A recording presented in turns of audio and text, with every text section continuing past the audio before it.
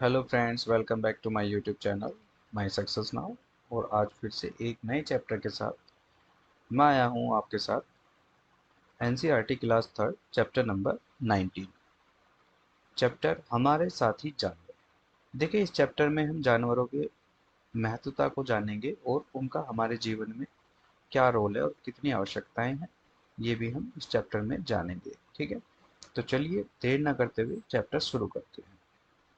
टक की आवाज सुनकर कक्षा में बैठे सभी बच्चे चौंक गए। आवाज छत पर लगे पंखे से आई थी। कल्याणी चिल्लाई, देखो देखो, उस कोने में देखो, चिड़िया पंखे से कट गई।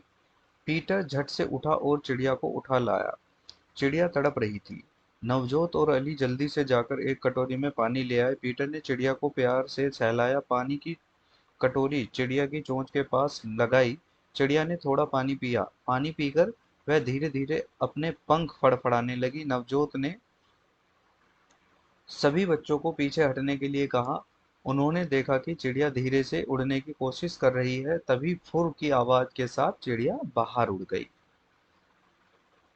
अगले दिन बच्चों ने देखा एक चिड़िया कमरे में चक्कर लगा रही है। बच्चों ने यह पहचानने की कोशिश की कि क्या वह पिछले दिन वाली चिड़िया थी। उन्हें लगा कि वही है। उन्होंने जल्दी से पंखा बंद कर दिया और ताली बजाने लगे। वाक्य को सही क्रम में डालो।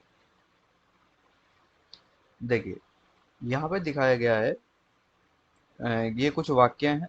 पीटर ने चिड़िया को प्यार से सहलाया। बच्चों ने देखा एक चिड़िया कक्षा में चक्कर लगा रही है। तो सबसे पहला तो पॉइंट हो गया ये। फिर दूसरे नंबर पर, ओ सॉरी, हाँ, सबसे पहले यही आएगा। फिर चिड़िया पंखे से कट गई। दूसरे नंबर पर आएगा चिड़िया पंखे से कट गई। फिर पीटर ने चिड़िया को प्यार से सहलाया। और फिर नवजोत और अली जल्दी से जाकर एक कटोरी में पानी लाए और फिर चिड़िया फुर से उड़ गई। ठीक है, ये हो गया आपका फाइल। चलिए आगे देखते हैं। शंकर बहुत खुश था। उसके घर के आंगन में बिल्ली ने 4 बच्चे जो दिए थे। वह अपना खाली समय वही बिताने लगा। एक सुबह बिल्ली के रोने की आवाज से उसकी नींद खुली। बोलो, बिल्ली कैसे रोती है। वह भागा आंगन की ओर। देखा तो बिल्ली अपने 3 बच्चों को साथ चिपका कर रो रही थी। एक बच्चा गायब था। बाहर जाकर देखा तो मालिनी बिल्ली के बच्चे को सहला रही थी। शंकर ने मालिनी को घर के आंगन में बुलाया। मालिनी ने बिल्ली को रोते हुए देखा। सोचो मालिनी ने क्या किया होगा। मालिनी ने बच्चे को वहीं रख दिया होगा। जानवरों की भावनाओं के बारे में चर्चा करने से बच्चे जानवरों के प्रति संवेदनशील हो सकते हैं। ठीक है, बच्चों को जानवरों के दुख दर्द को समझने के लिए बच्चों को कहना चाहिए, प्रेरित करना चाहिए। भोली मीनू की गाय है। मीनू रोज सुबह भोली को मैदान में चराने ले जाती है। एक दिन तेजी से आते स्कूटर से भोली के पांव में चोट लग गई। चोट से खून निकल रहा था। अब मीनू के घर में लोग क्या करेंगे भाई, गाय को चोट लगी है तो उसकी मरहम पट्टी करेंगे। चंदू धोबी अपने गधे का बहुत ध्यान रखता है। गधा भी तो उसके बहुत सारे काम करता है। ठीक है, चित्र को देखकर लिखो कि चंदू अपने गधे के लिए क्या क्या करता है। भाई, गधे को नहलाता है, गधे को घास खिलाता है, गधे को पानी पिलाता है और गधे को आ, सजाता भी है। ठीक है, उसे मतलब सहलाता भी है। चलिए, यहाँ कुछ एक्टिविटी दी हुई है कि तुम क्या करते हो जब तुम्हारे पालतू जानवर को भूख लगती है तो खाना खिलाते हैं, ठंडी या गर्मी लगती है तो क्या होता है भाई, उसे सर्दी या गर्मी से बचाते हैं। ठीक है, और कोई परेशान करता है तो उस आदमी को उसे परेशान करने के लिए मना करते हैं। चोट लगती है तो क्या करते हैं, डॉक्टर के पास ले जाते हैं। हम कुछ जानवरों को पालते हैं, उनकी देखभाल भी करते हैं। तालिका में कुछ जानवरों के नाम हैं जिन्हें पाला जाता है। तालिका को पूरा करो। देखिए, जानवर का नाम, इन्हें क्यों पालते हैं। यहाँ इधर जानवर है और इधर इनका काम है। ये मैंने ऑलरेडी पहले से फिल कर दिए हैं। कुत्ता कुत्ता क्या करता है? घर की रखवाली करता है। घर, ऑफिस या जहाँ पे भी रहता है रखवाली करता है। गाय दूध देती है। क्या? गाय, भैंस, बकरी ये सब दूध देती हैं। घोड़ा गाड़ी खींचता है। बैल खेती के काम आते हैं। मुर्गी अंडा देती है। मछली को मतलब मोस्टली खाने के लिए यूज किया जाता है। प्यारा या प्यारी लगती है। देखिए, बिल्ली को बहुत से लोग इसलिए पालते हैं क्योंकि वो प्यारी लगती है। तोता किस लिए पाला जाता है? क्योंकि वो प्यारा लगता है। मधुमक्खी इसलिए पालते हैं क्योंकि शहद मिलता है हमें। हम जानवरों को पालते हैं तथा उनकी देखभाल भी करते हैं। यह संबंध समझने से बच्चों को उनके परिवेश के जीवों की आपसी निर्भरता समझने में आसानी होगी। ठीक है, चलिए आगे चलते हैं। पक्षियों का प्याऊ। मिट्टी का एक चौड़े मुंह का बर्तन लो। बर्तन को रस्सी से बांधकर लटकाओ जैसा चित्र में दिखाया है। अब उस बर्तन में पानी डालकर उसे किसी पेड़ की शाखा पर या घर के बाहर किसी खूंटी पर टांग दो। उसमें रोज पानी भरो। देखो पानी पीने के लिए कौन कौन से पक्षी वहां आते हैं। ठीक है, ये एक एक्टिविटी है, ये आप अपने घर के आसपास करके देख सकते हैं। ठीक है, तुमने शायद भोजन भी अपनी सूची में शामिल किया होगा। तुम जानते हो हमारा भोजन कितनी अलग अलग तरह का है। इसी तरह जानवरों का भोजन भी अलग अलग तरह का होता है। क्या तुमने कभी किसी जानवर को कुछ खिलाया है या किसी और को कुछ खिलाते हुए देखा है? यदि हाँ तो तालिका में लिखो। ठीक है, देखिए, बच्चों को पक्षियों का प्याऊ बनाने में मदद करें। इसे बाहर खुले में रखवाएं जिससे बच्चे पक्षियों के को नजदीक से देखें और उनके बारे में बहुत सी बातें जानें।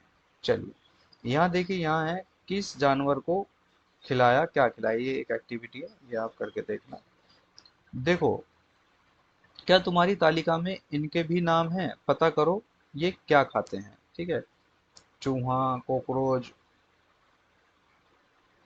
जो भी है। छछूंदर भाई, चूहा क्या खाता है? रोटी खाता है। और कौवा क्या खाता है? कीड़े मकोड़े खाता है, रोटी खाता है। Cockroach I don't know cockroach क्या खाते हैं। गंदगी खाते हैं, कीट पतंगे। गिलहरी फल भी खाती है और रोटी भी खाती है और कीड़े मकोड़े भी खाते हैं। बंदर, ये तो आप सभी को पता है बंदर क्या खाता है। मकड़ी, मकड़ी मकड़ी क्या खाती है? हम्म, मकड़ी छोटे छोटे कीड़े खाती है। ठीक है, और जो छिपकली है, छिपकली भी कीड़े खाती है। और जो पिग होता है, पिग क्या खाता है? वो कचरे में पड़ी हर चीज खाता है। ठीक है, ये सर्वाहारी है। ठीक है, सोचो, क्या कभी किसी जानवर ने तुम्हारी मर्जी के बिना तुम्हारा खाना खाया है? कैसे भाई, ऐसा कौन करता है? ऐसा तो बंदर ही करते हैं, धीरे से चुपचाप चले जाएंगे। ठीक है, कौन क्या खाता है उसे लाइन खींचकर मिलाओ। एक उदाहरण दिया है, देखिए, यहाँ पे जैसे बकरी क्या खाती है? बकरी घास फूस भी खाती है। बकरी रोटी फल सब्जी भी खाती है और बकरी रोटी भी खाती है। तो इसी तरीके से मैंने सभी को मिला दिया है। चिड़िया क्या खाती है? चिड़िया चींटी भी खाती है। चिड़िया रोटी भी खाती है। चिड़िया रोटी फल सब्जी भी खाती है। छिपकली मच्छर खाती है। ठीक है, सांप चूहा खाता है और चूहा रोटी खाता है। मनुष्य रोटी भी खाता है, रोटी फल सब्जी भी खाता है। और इस प्रकार हमने इन सभी को मिलाया। आगे चलिए। ऐसे जानवर जिन्हें तुमने छुआ है, ऐसे जानवर जिन्हें तुमने छुआ नहीं है पर छू सकते हो, ऐसे जानवर जिन्हें तुम छू नहीं सकते। ठीक है, कुछ ऐसे जानवर हैं भाई, देखिए, जिसने जिन जानवरों को तुमने छुआ है वो क्या क्या हो सकता है भाई? कबूतर, कुत्ता, बिल्ली, खरगोश, है ना। ऐसे जानवर तो यही हैं जिन्हें हम छू सकते हैं। ऐसे जानवर जिन्हें तुमने छुआ नहीं है भाई, हाथी हो गया। घोड़े को तो खैर लोग छू सकते हैं, छुआ नहीं है लेकिन छू सकते हो भाई। हाथी को छू सकते हैं, घोड़े को छू सकते हैं, ऊँट को छू सकते हैं, गाय को छू सकते हैं। और छूने के लिए मतलब बहुत ऐसे जानवर हैं जिन्हें हम छू सकते हैं। ठीक है, जिन्हें हम छू नहीं सकते, बताइए। सबसे पहले तो शेर हो गया, चीता हो गया, तेंदुआ हो गया, मगरमच्छ हो गया, सांप हो गया। बहुत सारे ऐसे जानवर हैं जिन्हें हम छू भी नहीं सकते हैं क्योंकि हमें पता है हमें काट लेंगे या हम पे हमला कर देंगे। तुमने देखा कि कुछ जानवरों को हम छू सकते हैं, ये अधिकतर हमारे घरों में है और आसपास रहते हैं। इनमें से कुछ हमारी मदद करते हैं, कुछ जानवरों के पास हम नहीं जाते, डर लगता है कहीं काट न ले, नुकसान न पहुंचाएं या खा ही न जाए। ठीक है, चलिए। रानी का बाग, इसमें हम पढ़ेंगे कि किस तरीके से मतलब एक बैलेंस बना कर रखा जाता है।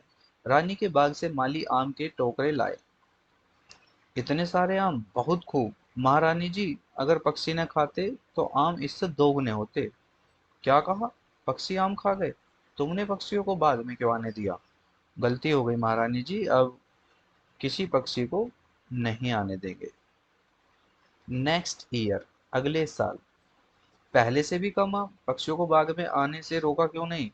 रोका था महारानी जी, एक भी पक्षी नहीं आने दिया, पर इस बार तो फल को कीड़े लग गए। पक्षी होते तो कीड़ों को खा लेते और इतने फल खराब नहीं होते। तो समझे पक्षियों को, अगर ये सब क्या है, हर जीव प्रकृति का संतुलन बनाने में हमारी मदद करता है। ठीक है, तो ये था आपका चैप्टर नंबर 19। और चैप्टर आपको अच्छा लगा हो तो चैप्टर को लाइक जरूर करें, वीडियो को शेयर करें और चैनल को सब्सक्राइब करें। अगर कुछ कमियां हैं तो आप उन्हें मुझे बताना ना भूलें, ताकि उन कमियों को सुधार कर मैं आपके लिए एक अच्छा सा फिर से एक नया कंटेंट तैयार कर सकूं। तो दोस्तों, देखते रहें हमारे चैनल के साथ और पढ़ते रहें। धन्यवाद।